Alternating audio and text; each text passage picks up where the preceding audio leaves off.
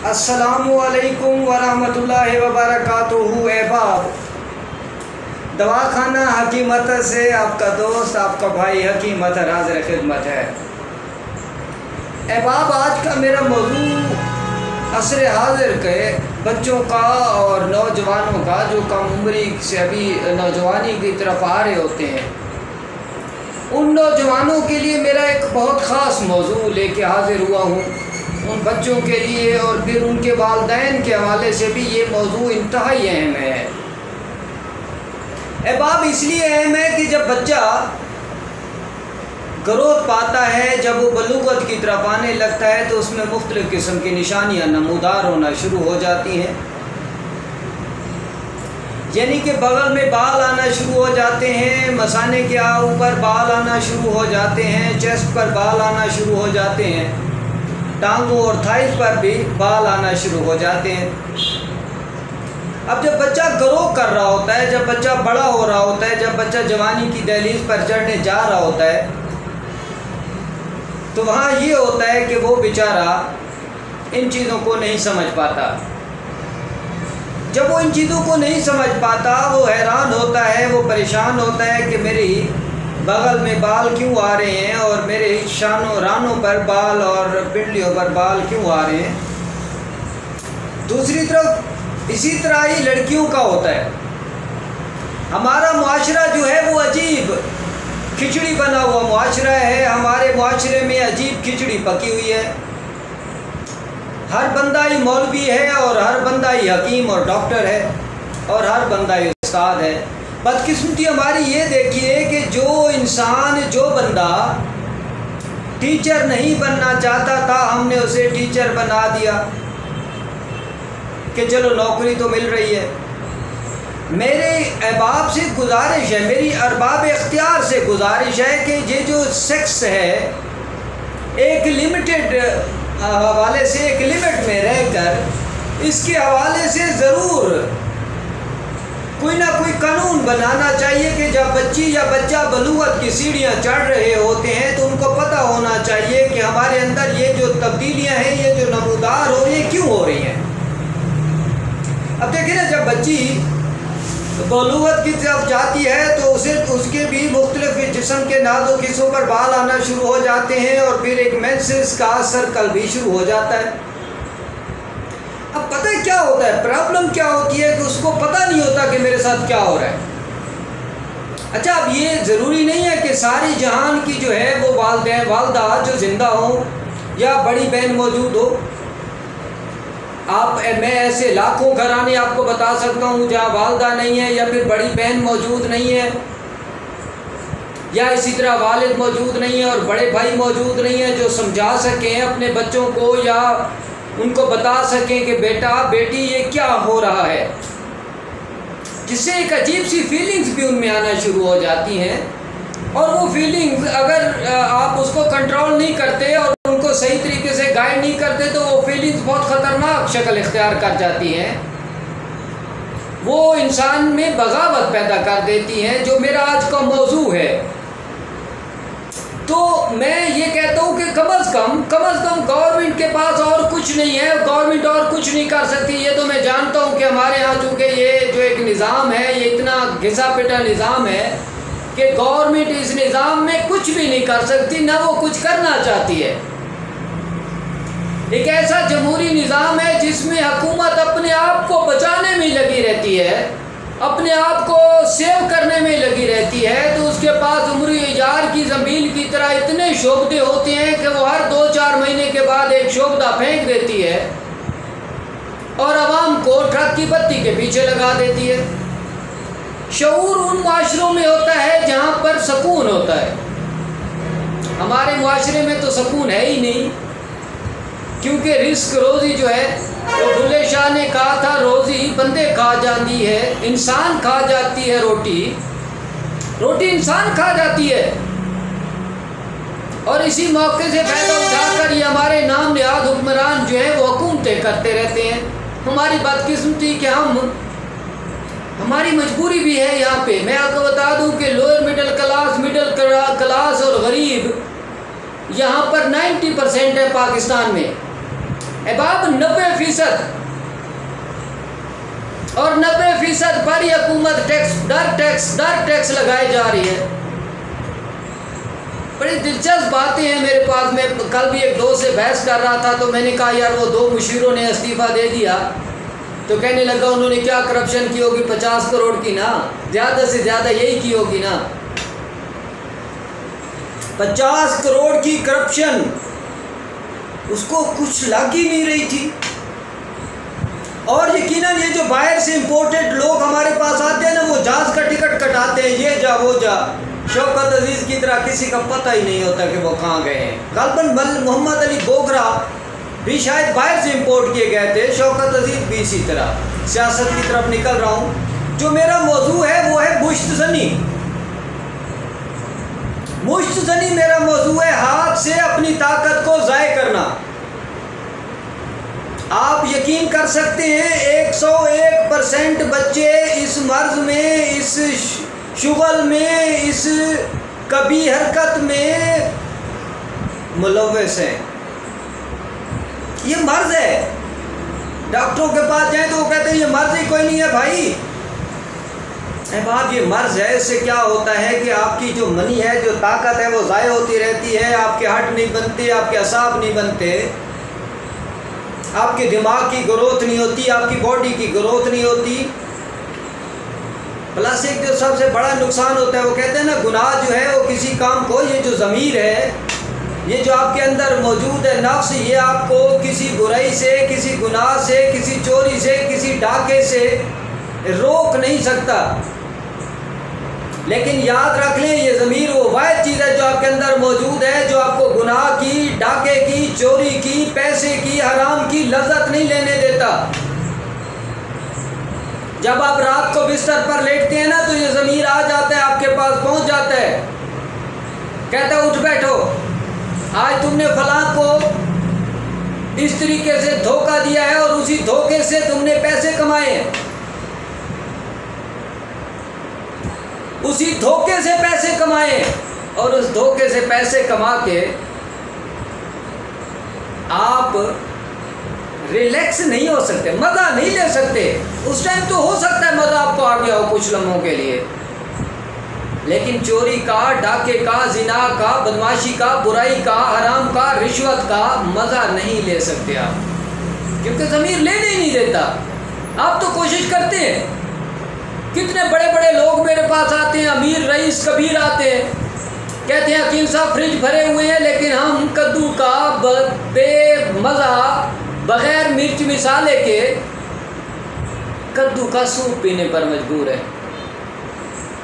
और मेरे रब की पकड़ क्या होगी कि तुम पैसे के मुंशी बना दिए गए हो, फ्रिज तुम्हारे भरे हुए हैं, लेकिन तुम्हारे इख्तियार में कुछ नहीं है। तो अहबाब, मुश्तज़नी एक ऐसा कभी फेल है जो आपके बच्चों से सर ज़द हो रहा है, क्योंकि आप उनको तरबियत नहीं दे रहे। ये खालिस्तान वालिदैन का मौजू है आज मेरे पास। क्या आप अपने बच्चों को समझा नहीं रहे? गवर्नमेंट पर तो लानत भेजें, उनके पास तो कोई विजन ही नहीं है। ये अब की गवर्नमेंट की बात नहीं कर रहा, पिछली तमाम गवर्नमेंट्स को देख लें, पीपल्स पार्टी, नवाज लीग या कोई भी जमात आई है, कोई भी हुक्मरान आया है, एस्टेब्लिशमेंट की हुकूमत आई है, सब अपनी हुकूमत बचाते रहे।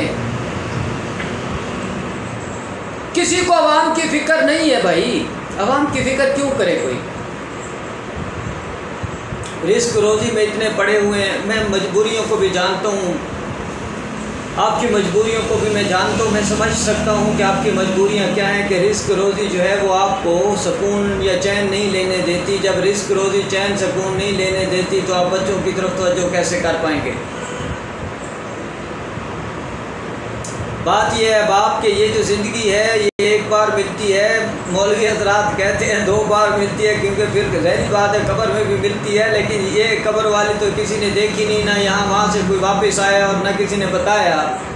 लेकिन ये जो ज़िंदगी है जिस पे हम मौजूद हैं, इसका तो हमें पता है ना अहबाब। तो मुश्तज़नी अहबाब, मैं आपसे एक रिक्वेस्ट किया करता हूँ, इसी बीच में मैं आपसे एक रिक्वेस्ट किया करता हूँ कि मेरे चैनल को सब्सक्राइब कर दें, मेरी वीडियोस को लाइक और शेयर किया कीजिए।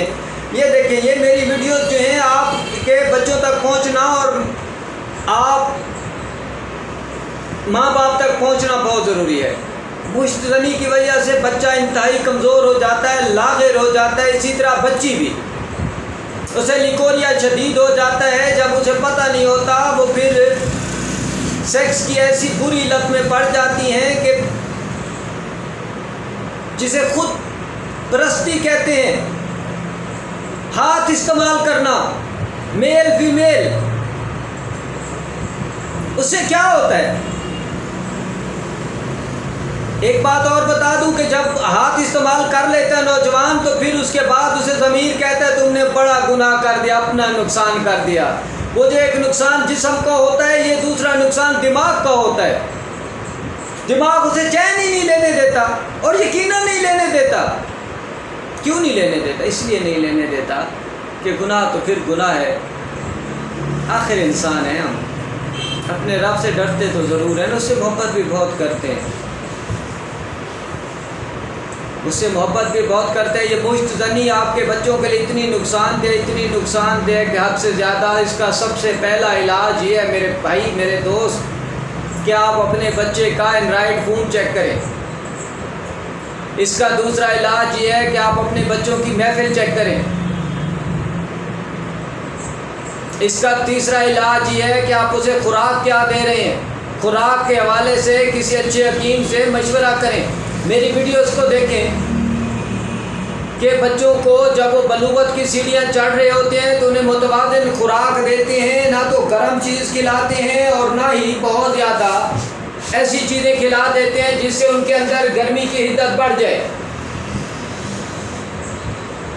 और चूँकि हमारा खित्ता भी गर्म है, खुराक भी हमारी गर्म है, तो इसलिए ये एहतियात। लेकिन सबसे पहले उसका मोबाइल फ़ोन, उसकी महफिल देखें, उसके दोस्त देखें।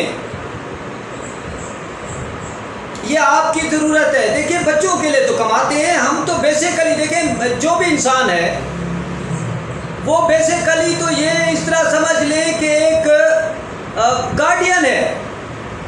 हमारे वालिदैन ने हमें पाला पोसा चले गए, अल्लाह उनको जन्नत नसीब करे। आपके वालिदैन को, मेरे वालिद को, मेरी वालदा को, मेरे बाबा को, मेरे दादा को, इसी तरह मेरी फैमिली को अल्लाह जन्नत नसीब करे। इसी तरह आपके वालिदैन को भी अल्लाह जन्नत नसीब करे। तो वो गार्डियन है और हम भी गार्डियन हैं। हम भी शादी के बाद बच्चे पैदा उनको पढ़ाया और फिर हम इस दुनिया से चले गए उनकी दुनिया बनाकर। लेकिन गार्डियन भी अच्छे होने चाहिए। जो अच्छा गार्डियन होता है, जो अच्छा माली होता है, उसका बाग भी खूबसूरत होता है। हम माली हैं ना, तो अच्छा माली वही होता है जो अपने बाग को संवारता है, सजाता है। तो भाई मेरे, आपके बच्चे जो हैं, आपके नन्हे नन्हे बूटे हैं, फूल हैं गुलाब के, चंबेली के, बेटियां रहमत और बेटे नेमत।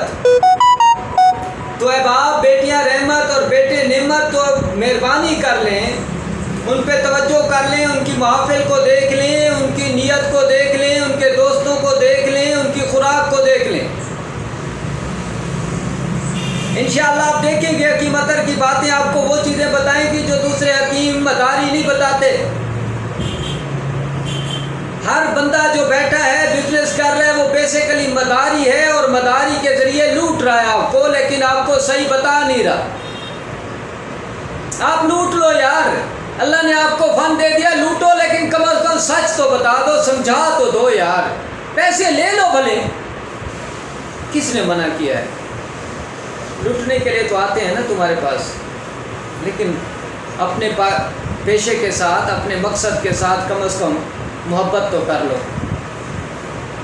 अहबाब, इसीलिए मैं कहता हूँ, मैं आपसे फिर कह रहा हूँ कि मुश्तज़नी जो है ये आपकी तालीम और तरबियत का लाजमी जुज़्व है। रोटी ज़रूरी है, रिहाइश ज़रूरी है, लेकिन सोने का लुक़मा और शेर की नज़र बहुत ज़रूरी है। कल को गिला ना कीजिए, किसी ने बताया नहीं था। मैं आपको बता रहा हूँ मुश्तज़नी का कितना नुकसान है। पानी वाली अशिया ज़्यादा इस्तेमाल करें, फूड ज़्यादा इस्तेमाल करें, उनको फ्रूट वगैरह ज़्यादा इस्तेमाल करें जब बलूगत पे लड़की या लड़का दोनों आ रहे हों। सीज़न में खरबूजा खिलाएं, तरबूज खिलाएं, और फिर जब सीज़न आए खीरे का तो 5-5 किलो खीरे, मैं यकीनन 5-5 किलो खीरे लेके जाता हूँ और एक ही दिन में खा लेते हैं, क्योंकि खीरा जिगर और मसाने को, खून की हिद्दत को नॉर्मल रखता है। इसी तरह तरबूज आपके खून की हिद्दत को, आपके बच्चों की खून की हिद्दत को नॉर्मल रखता है। मुश्त ज़नी से बचाएं अपने बच्चों को।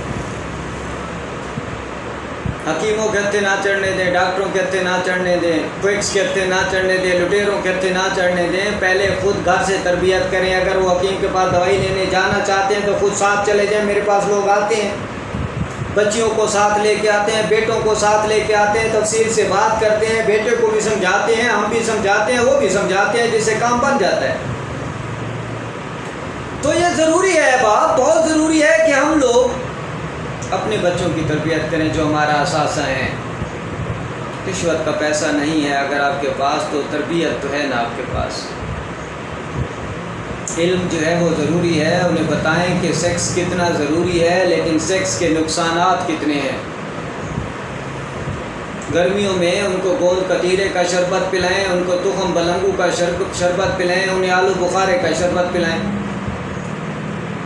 उन्हें दूध में इसबगोल का छिलका डाल के दें, उन्हें दूध पिलाएं, उन्हें पानी का ज़्यादा इस्तेमाल करवाएं, गर्म चीज़ों से बिल्कुल परहेज़ कराएं, चाय उनको ना पिलवाएं, चाय ज़्यादा से ज़्यादा उनको बचाएं चाय से, उनको कि चाय वो ना पिएं। जितना आप उनको चाय कम पिलाएंगे अब आप,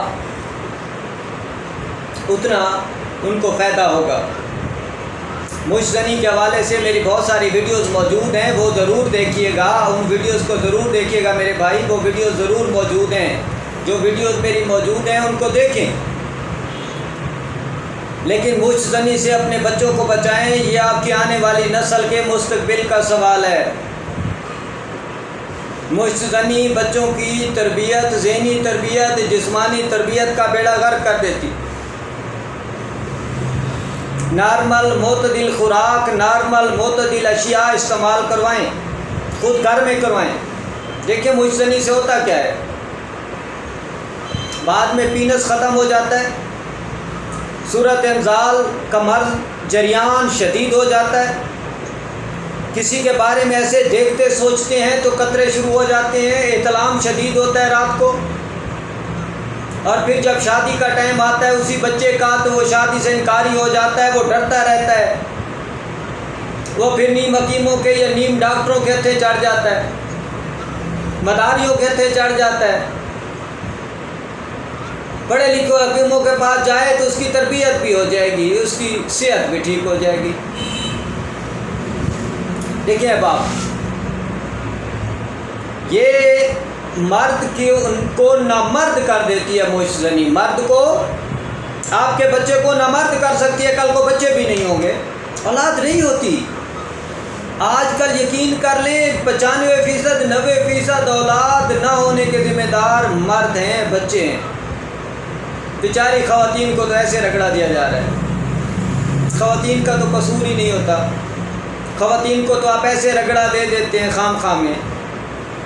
मर्द की मर्दानगी पर बात आती है, मर्द की मर्दानगी दाव पे लगती है अगर वो टेस्ट कराने चला जाए। लानत ऐसी मर्दानगी पर कि औलाद की ख्वाहिश है लेकिन अपना इलाज नहीं करवाना, बीवी का इलाज करवाना है। क्यों? उसमें कोई साइड इफ़ेक्ट नहीं, और आगे जो हमारी डॉक्टर्स बैठी हैं माशाल्लाह इल्ला माशाल्लाह, लेडीज़ डॉक्टर जो बैठी इल्ला माशाल्लाह, साल साल मेडिसिन खिलाती हैं, साल साल मेडिसिन खिलाती हैं। फिर जब बच्चा दानी पर सिस्ट बन जाते हैं, जब रसोली बन जाती है, तो फिर कहते हैं ओ रसोली हो गई, सिस्ट हो गया। और भाई तुम्हारी मेडिसिन की वजह से, खराशदार मेडिसिन की वजह से, तेज़ गर्म मेडिसिन की वजह से तो उस बेचारी को रसोली हो गई है। और पूछो तो सही, तुम्हारे अंदर तो कसूर ही नहीं है बीबी, तुम्हारे मियाँ में कसूर है, उसका पूछो, उससे सोचो, उससे बोलो कि यार तुम अपना इलाज कराओ।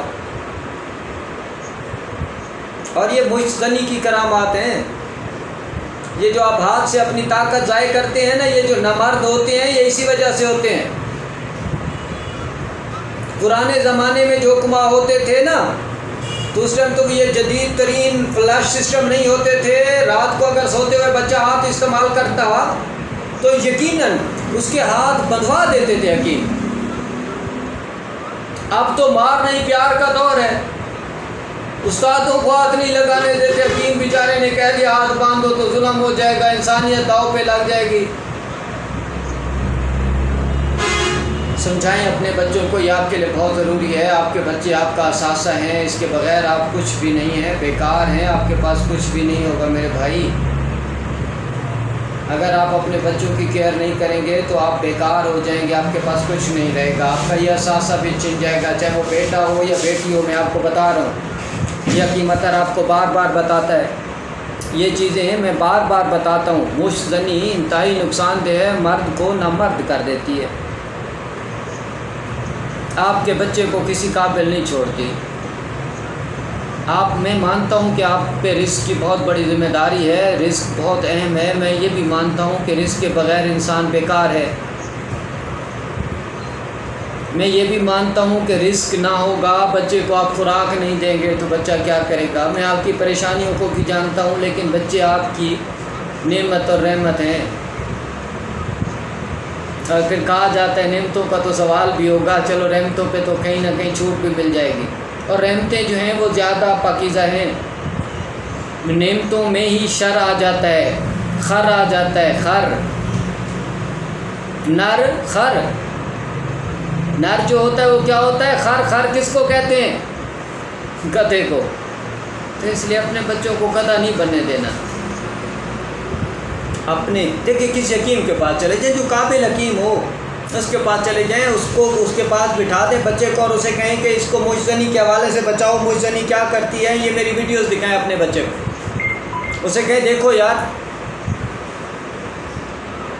अपने ऊपर रहम कर लो, अपने बच्चों पे रहम कर लो।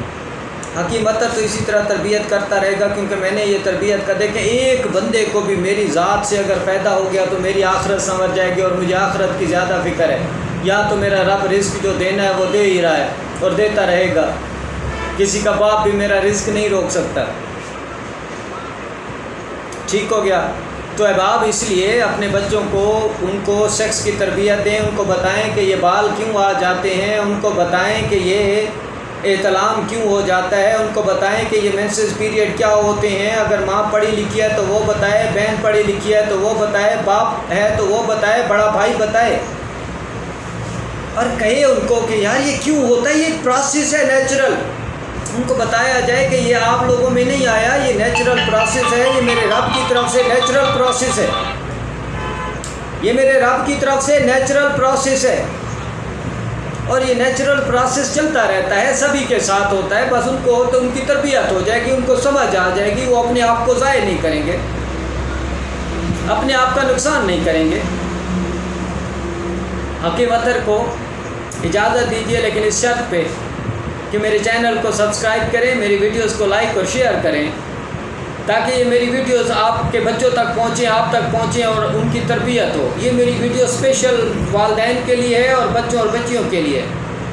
इसमें मैंने ऐसा कुछ बता दिया, ऐसा कुछ समझा दिया कि इंशाअल्लाह वो आपके बच्चों के लिए तरबियत में बहुत काम आएगा। मुझे पता है कि यहाँ हमारे यहाँ मादर पितर आज़ाद गवर्नमेंट्स होती हैं, हुकूमतें होती हैं, वो कुछ भी नहीं कर सकती आपके लिए। आप खुद ही अपने बच्चों के लिए कुछ कर सकते हैं, वरना और कोई नहीं कर सकता। हकीम अतर को अपनी दुआओं में याद रखिएगा। बकरा ईद के एडवांस मुबारक के साथ हकीम अतर को इजाज़त दीजिए। और हाँ, गोश्त के हवाले से भी आपको बताता चलूँ, वो जो शुगर के मरीज़ हैं, वो जो ब्लड प्रेशर के मरीज़ हैं, वो जो दमे के मरीज़ हैं, वो जो असाबी कमज़ोरी के मरीज़ हैं, जाते जाते उनको टोटका दे के जा रहा हूँ कि वो भुना हुआ गोश्त टिक्के जैसे होते हैं, आग पे जो भून के खाए जाते हैं, वो ज़्यादा इस्तेमाल करें, उससे उनको ज़्यादा फ़ायदा होगा। क्योंकि वो जो आग पर भुने जाते हैं तो उनके अंदर जो फाजिल चर्बी होती है, रतूबात की ज़्यादती होती है, वो चल जाती हैं और फिर गोश्त सूद हज़म भी हो जाता है। गोश्त खाएँ, छोटा गोश्त तो नेमत है, ईद ऐसे नहीं मेरे रब ने रख दी, इसीलिए रखी है कि आप ये गोश्त खाएँ, साफ़ सुथरे बकरे का, साफ़ सुथरे जानवर का गोश्त खाएँ। ये मेरे रब ने इसीलिए रखी है, ऐसे नहीं रखी। तो भुना हुआ गोश्त खाएँ, टिक्के खाएँ, अपने बच्चों को भी खिलाएं, कलेजी खिलाएं, कलेजी भून के खुद खिलाएं बच्चों को कलेजी, और मिख वाली हड्डी भून के खिलाएं, उनको मिख खिलाएं ताकि उनकी हड्डियां मजबूत हो, उनकी कद बढ़े, ताकि कल को जब वो कहीं भी अप्लाई करें तो उनकी नौकरी आसान हो जाए, उनकी शख्सियत निखर जाए। लड़की हो या लड़का, उनको गोश्त भुना हुआ खिलाएं। आप किसी मर्ज़ के मरीज़ हैं, कोलेस्ट्रॉल लेवल बढ़ा हुआ है, दिल के मरीज़ हैं, तो भुना हुआ गोश्त एहतियात से खाएं, छोटा गोश्त खाएं, बड़ा नहीं खाना। हाँ, जो सेहतमंद हैं वो बिछड़े का भुना हुआ गोश्त खा सकते हैं, जो सेहतमंद नहीं है।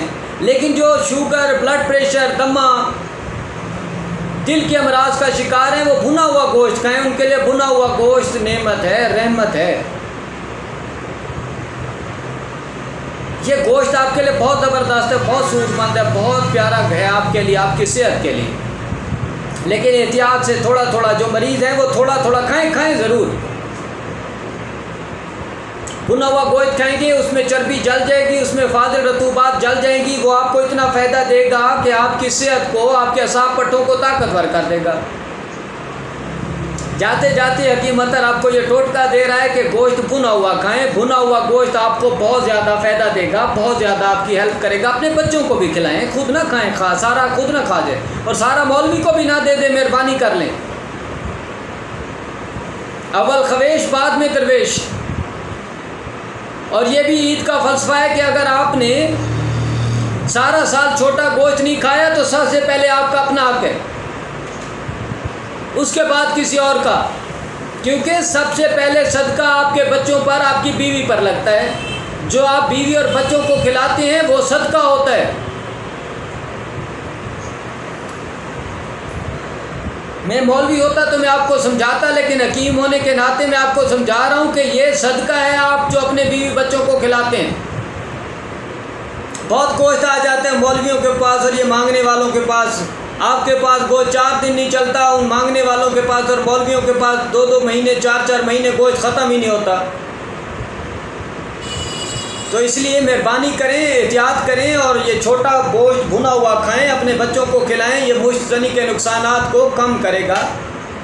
मुश्तनी के हवाले से और अपनी हाथ से लज़्ज़त लेने के हवाले से, अपने हाथ से ताकत को ज़ाय करने के हवाले से ये वीडियो अपने बच्चों को ज़रूर दिखाइए। इंशाअल्लाह फिर मैं आपको और भी इलाज बताऊंगा इसके हवाले से, और भी इंशाअल्लाह मैं तबलीग करूंगा अपने लोगों को। अपना ख्याल रखिएगा, अपने अहबाब का, अपने दोस्तों का, अपने आसपास के लोगों का। हाँ, गोश्त ज़्यादा हो तो अपने पड़ोसियों का भी ख्याल ज़रूर करना है। ये मैंने नहीं कहा, कल को ये ना मुझ पर फतवा लगा दे कि वो हकीकत में ये कहा था। अस्सलामु अलैकुम व रहमतुल्लाहि व बरकातहू।